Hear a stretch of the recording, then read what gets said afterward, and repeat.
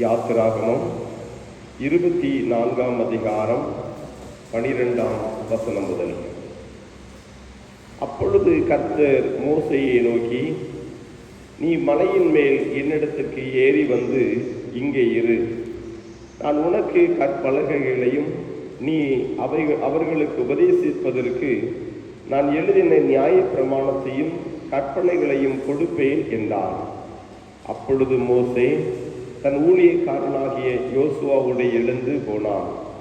மோசே தேவ பர்வத்தில் ஏறி போகையில் அவன் மூப்பரை நோக்கி, நாங்கள் உங்களிடத்தில் திரும்பி வரும் மட்டும் நீங்கள் இங்கே எங்களுக்காக காத்திருங்கள். ஆரோனும் ஊரும் உங்களிடத்தில் இருக்கிறார்கள். ஒருவனுக்கு யாதொரு காரியம் உண்டானால் அவன் அவர்களிடத்தில் போகலாம் என்றான். மோசே மலையின் மேல் ஏறின போது ஒரு மேகம் மலையை மூடிற்று. கர்த்தருடைய மகிமை சீனாய் மலையின் மேல் தங்கியிருந்தது. மேகம் 6 நாள் அதை மூடியிருந்தது.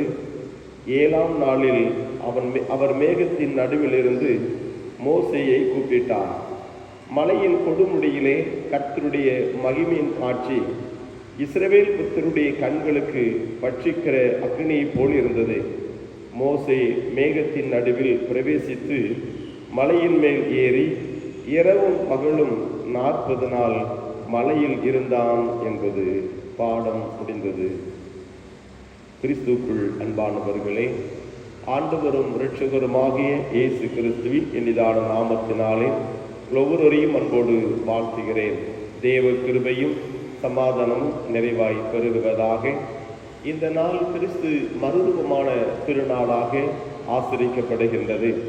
இந்த காலை நேரத்திலே வாசிக்கப்பட்ட திருமறை பகுதியிலிருந்து நாம் பார்க்கும் பொழுது ஆண்டுடைய வசனம் சொல்லுகிறது, இதோ யாத்திராகமம் 24 அதிகாரத்திலே 15 வசனம் சொல்லுகிறது, மோசே மலையின் மேல் ஏறின போது ஒரு மேகம் மலையை மூடிற்று.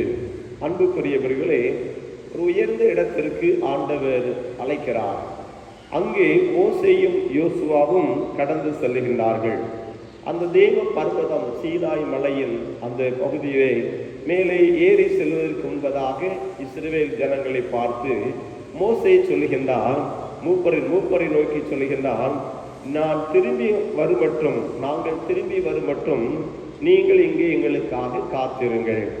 ஒருவேளை யாருக்காவது ஒரு பிரச்சனை என்றால் இங்கே ஆரோனும் ஊரும் இருக்கிறார்கள், அவரிடத்திலே நீங்கள் போகலாம் என்று சொல்லிவிட்டு மோசே மலையின் மேல் ஏறுகிறார். அங்கே மலையின் மேல் ஏறும் பொழுது மலை மேகத்தினால் மூடிற்று. கர்த்தருடைய மகிமை அந்த சீனாய் மலையின் மேல் தங்கியிருந்தது என்று பார்க்கிறோம்.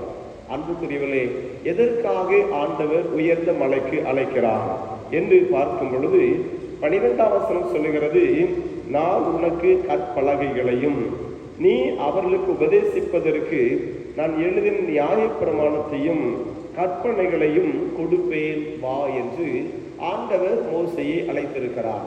அன்பானவர்களே, அந்த மறுரூப மலை என்பது, மறுரூபமான நிலை என்பது ஒரு புதிய ஒரு மாற்றம் என்பதுதான்.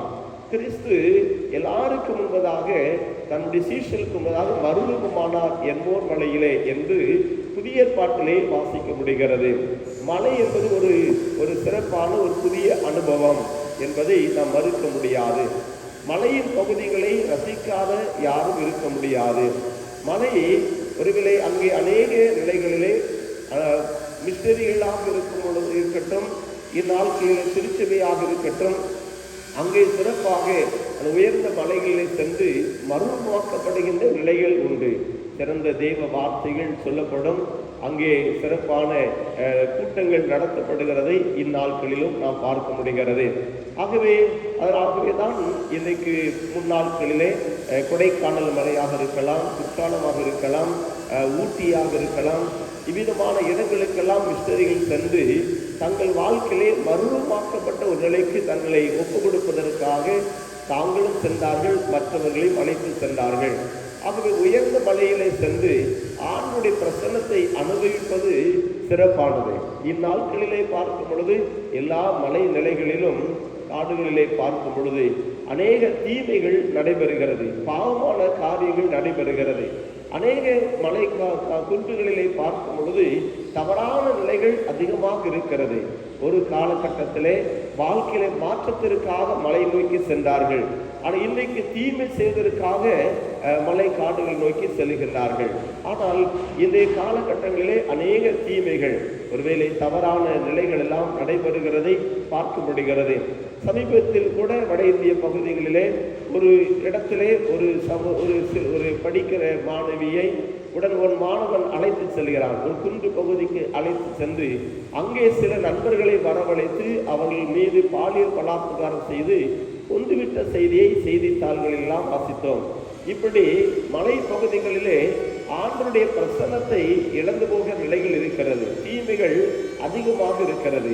ஆனால் இங்கு பார்க்கும் பொழுது இஸ்ரவேல் ஜனங்களுக்கு முன்பதாக மோசே எழுந்தருளி போனார். மேகம் மலையை மூடிட்டு ஆண்டவருடைய பிரசன்னம் அங்கே இருந்தது. அந்த மலையிலே ஆண்டவர் மகிமையாக வீற்றிருந்தார். 6 நாட்கள் மேகம் மலையை மூடியிருந்தது. 7ஆம் நாளிலே அவர் மேகத்தின் நடுவிலிருந்து மோசேயை கூப்பிட்டார். கிறிஸ்துவுக்குள் அன்பானவர்களே, 7 நாட்கள் காத்திருப்பது என்பது மிகவும் முக்கியமான ஒரு நாட்கள். 1 சாமுவேல் 10ஆம் அதிகாரத்தில் பார்க்கும் பொழுது 10ஆம் அதிகாரம் 8ஆம் வசனத்தில் சொல்கிறது, நீ எனக்கு முன்னே கீழ்காலுக்கு இறங்கி போம், சர்வாங்க தகன பலிகளையும் சமாதான பலிகளை செலுத்தும்படிக்கு நான் உன்னிடத்தில் வருவேன். நான் உன்னிடத்தில் வந்து நீ செய்ய வேண்டியதை உனக்கு அறிவிக்கு மட்டும் 7 நாள் காத்திரு என்று சொல்லி அங்கு சாமுவேல் இங்கு குறிப்பிட்டதை பார்க்க முடிகிறது. ஆகவே அவ்விதமாக சாமுவேல் அங்கு காத்திருக்கும்படியாக குறிப்பிட்டதை பார்க்க முடிகிறது. சவுல் காத்திருக்கும்படியாக சொல்லப்பட்டார். ஆகவே சவுலை காத்திருக்கும்படியாக சொன்னார். 6 நாட்கள் இங்கே மோசே யோசுவாவும் மலையின் மேல் காத்திருக்கிறார்கள். ஆனால் 7ஆம் நாள் கர்த்தர் மோசேயை பெயர் சொல்லி கூப்பிட்டார். அன்பான தேவனுடைய பிள்ளைகளே, அங்கே ஆண்டவர் தங்கள் வாழ்க்கை ஆண்டுடைய மகிமையை அனுபவித்த ஒரு இடம், ஆண்டுடைய மகிமை பிரசன்னத்திற்குள்ளே காணப்பட்ட ஒரு இடம். ஆகவேதான் இது சீனாய் மலையிலே மோசேயின் முகத்தை அங்கு ஜனங்கள் அதற்கு பின்பதாக பார்க்க முடியாத அளவிற்கு முகம் மூடப்பட்டது. அந்த அளவிற்கு ஆண்டு மகிமை பிரசன்னத்தின் ஒளி இதோ இங்கு மோசையை நிரப்பிற்று என்று பார்க்க முடிகிறது. மறுரூபமாக்கப்பட்ட ஒரு அனுபவம், ஒரு புதிய அனுபவம். இதுவரைக்கு அவர்கள் கீழே அமிதமான ஒரு அனுபவத்தை அனுபவிக்கவில்லை. இங்கே 6 நாட்களும் தேவ மகிமையின் பிரசன்னத்திலே காணப்பட்ட பொழுது 7ஆவது நாள் அங்கே ஆண்டவர் சத்தம் கொடுத்தார், அவனோடு பேசினார். அது மட்டுமல்ல, மோசே மேகத்தின் நடுவிலே பிரவேசித்து மலையின் மேல் ஏறி இரவும் பகலும் 40 நாள் மலையிலே இருந்தார் என்று பார்க்கிறோம். இப்படி தேவ சமூகத்திலே காத்திருக்கிற ஒரு அனுபவம் என்பது அது மறுரூபமாக்கப்பட்ட ஒரு அனுபவம், நம்மை மறுரூபப்படுத்துகிற ஒரு அனுபவம், தேவ மகிமை பிரசன்னத்தை அனுபவிக்கிற அனுபவமாக இருக்கிறது. இன்றைக்கு காத்திருக்கிற அனுபவம் என்பது மிகவும் குறைவு, மிகவும் குறைவு. தேவ சமூகத்திலே காத்திருப்பதை விரும்பாத ஒரு உலகத்திலே வாழ்கிறோம். ஆண்டுடைய சமூகத்திலே காத்திருந்து அப்படி மகிமை பிரசன்னத்தை அனுபவிப்பதை நாம் அதிகமாக விரும்புகிறதில்லை. ஆனால் இந்த கிறிஸ்து மறுரூப திருநாளிலே நாம் அறிந்து கொள்ள வேண்டிய காரியம், அவருக்கு காத்திருக்கின்றவர்கள் வெட்கப்பட்டு போவதில்லை. அவருக்கு காத்திருக்கிறவர்கள் புது பலன் அடைவார்கள். ஆகவே இந்த புதிய நாளிலே நீங்கள் நானும் ஆண்டுடைய சமூகத்திலே காத்திருப்பதை தெரிந்து கொள்ள வேண்டும். சங்கீதக்காரன் சொல்லுவார், உம்முடைய சமூகத்திலே காத்திருப்பதை தெரிந்து கொள்வேன் என்று சொல்கிறார். ஆகவே எவ்வளவோ பணிகள் இருந்தாலும் தேவ சமூகத்திலே காத்திருக்கிற அனுபவம் என்பது நம்மை புதுப்பிக்கிற ஒரு அனுபவம், நாம் மறுரூபமாக்கப்படுகிற ஒரு அனுபவம், தேவ மகிமையை இழந்து போகாதபடி அந்த மகிமையினால் நிரப்பப்படுகிற ஒரு அனுபவம். இங்கு மோசே தேவ சமூகத்திலே இதோ சீனாய் மலையில ஏறி அந்த தேவ பர்வத்திலே காத்திருந்து ஒரு புதிய ஒரு அனுபவத்தை பெற்றுக் கொண்டது போல நாமும் ஆண்டவருடைய சமூகத்திலே அவர் மகிமை பிரசன்னத்திலே காத்திருப்பது அவசியம். ஒருவேளை ஆண்டவருடைய சமூகத்திலே காத்திருப்பது அவசியம், அது அவருடைய மகிமை பிரசன்னமாக இருக்க வேண்டும். அந்த மகிமை பிரசன்னம் இல்லாத இடத்திலே காத்திருந்து அங்கு அசுத்த ஆவியினால் ஆட்கொள்ளப்பட்டு விடக்கூடாது. அன்பானவர்களே, அநேகருடைய வாழ்க்கையின் அனுபவங்களை அறிந்திருக்கிறேன். சிலர் காடுகளுக்குள்ளாக, தேரை காட்டுக்குள்ளாக சென்றவர்கள் கூட காத்திருக்கிறேன் என்று சொல்லி அசுத்தாவினால் ஆட்கொள்ளப்பட்டிருக்கிறார்கள். சில இடங்களிலே மகிமை பிரசனம் இல்லாத இடங்களிலே சென்று நாம் காத்திருந்து விட்டோம். ஆனால் ஆண்டுடைய மகிமை பிரசனத்துக்கு பதிலாக ஒருவேளை சத்துருவானவனம் மேற்கொண்டு விடலாம். ஆனால் நீங்களும் நானும் ஆண்டுடைய மகிமையினால் நிரப்பப்பட்டவர்களாக இருக்கும் பொழுது நிச்சயமாகவே வெட்கப்பட்டு போவதில்லை. ஒவ்வொரு நாளும் நீங்களும் நானும் அந்த மகிமை பிரசனத்திலே காத்திருப்போம். அவருடைய மகிமையினால் நிரப்பப்படுவோம். அவர் நமக்கு கற்றுக் கொடுப்பார்.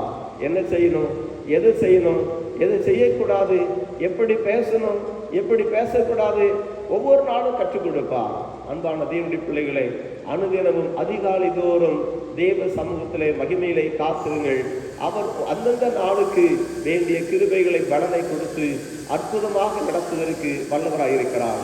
அப்படிப்பட்ட ஒரு வாக்கியத்தை, ஆசீர்வாதங்களை, வழி நடத்துதலை ஆண்டவர் நம்முடைய வாழ்விலே நிறைவாய் தந்தருள்வாராக. ஆமென்.